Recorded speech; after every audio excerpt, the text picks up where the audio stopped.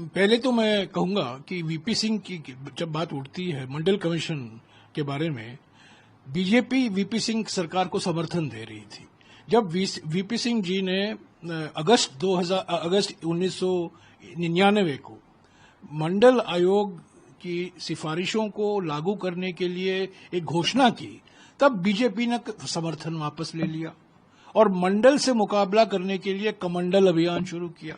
तो बीजेपी के इतिहास में अगर मैं जाऊंगा किस तरीके से 1949 से लेकर भारत के संविधान का विरोध किया जा रहा है आरएसएस की ओर से, आरएसएस के नेताओं की ओर से, तो इतिहास पर अलग बहस करेंगे। पर आज की जो अधिसूचना है, इसमें नई बात क्या है?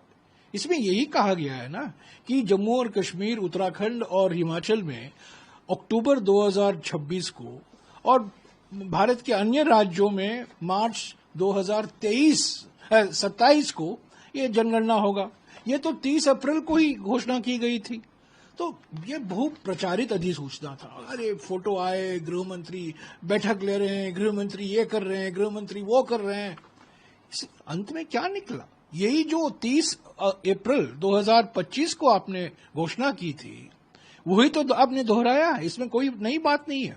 और इसमें सिर्फ जनगणना की बात है, जाति जनगणना नहीं है। तो क्या हमारे जो पलटी मास्टर हैं, हमारे पीएम हैं, क्या एक और बार अपना उन्होंने मन बदल लिया है? क्यों इस अधिसूचना में कास्ट को लेकर, जाति को लेकर इसका कोई जिक्र नहीं किया गया? हालांकि 30 अप्रैल को घोषणा की गई थी। मैं बताता हूं, देखिए 28 अप्रैल 2024 को प्रधानमंत्री कहते हैं जो लोग जाति जनगणना की बात करते हैं वो अर्बन नक्सल के सोच हैं। कांग्रेस नेताओं को अर्बन नक्सल उन्होंने कहा। तब देखिए सुप्रीम कोर्ट में जाते हैं। सुप्रीम कोर्ट में 23 सितंबर 2021 को एक एफिडेविट दाखिल किया जाता है मोदी सरकार की ओर से और कहा जाता है कि कास्ट सेंसस हम नहीं करवाएंगे, ये हमारी नीति के खिलाफ है। तब लोकसभा में एक सवाल पूछा जाता है। ये सवाल पूछती हैं रक्षा निखिल कांडसे, जो अभी मंत्रिमंडल की एक सदस्य हैं, महाराष्ट्र के सांसद हैं, और वो सवाल पूछती हैं लोकसभा में। और लोकसभा सवाल के जवाब में उत्तर आता है मोदी सरकार के मंत्री से कि जाति जनगणना हम नहीं कराएंगे, हम इसके पक्ष में नहीं है, हम इसका विरोध करते हैं। हालांकि 30 अप्रैल 2025 को अचानक जो पलटी मारते रहते हैं हमारे प्रधानमंत्री, उन्होंने अपना मन बदल दिया और कहा कि कास्ट सेंसस होगा। यानी कि कांग्रेस का दबाव जो था, राहुल गांधी जी, मल्लिकार्जुन खड़गे जी और कांग्रेस पार्टी का जो दबाव था कि जाति जनगणना कराना जरूरी है, उस दबाव में आकर उन्होंने वो घोषणा की। तो रहा कर्नाटक की बात होती है। देखिए हमारा संविधान है, हमारे संविधान की 7वीं सूची में जिम्मेदारी दी गई है, जनगणना की जिम्मेदारी केंद्र सरकार को, केंद्र की सूची में आता है। क्योंकि केंद्र सरकार करती नहीं थी, वो इनकार कर रही थी कि जनगणना कराएंगे। तेलंगाना में हमने सर्वे कराया, कर्नाटक में हमें सर्वे कराया। हालांकि जिम्मेदारी केंद्र सरकार की बनती है और 7वीं सूची के अनुसार केंद्र की सूची में आता है, केंद्र की लिस्ट में आता है।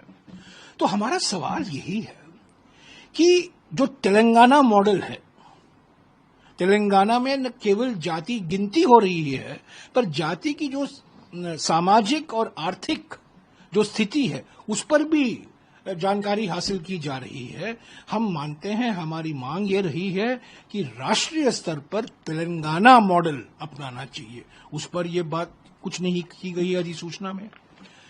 टोटल खर्च इस जनगणना में 10,000 करोड़ रुपया होगा। ये मेरे आंकड़े नहीं है, ये इसी सरकार के आंकड़े हैं।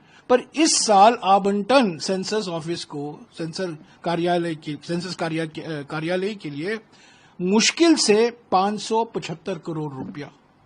तो आवंटन कहां से आएगा, उसकी कोई घोषणा नहीं की गई। जाति के बारे में कोई जानकारी नहीं दी गई। क्या सवाल उठाए जाएंगे, कितने सवाल होंगे, क्या सिर्फ गिनती होगी, क्या सामाजिक और आर्थिक स्थिति पर भी जानकारी हासिल की जाएगी, ये सब सवाल उठते हैं। तो ये इसमें कोई डेडलाइन नहीं है, ये एक हेडलाइन है। बस हेडलाइन बनाने के लिए इन्होंने ये अधिसूचना निकाला है। अभी बहुत से सवाल हैं और हमारे ओर से हम ये दबाव बरकरार रखेंगे कि तेलंगाना मॉडल राष्ट्रीय स्तर पर अपनाना चाहिए।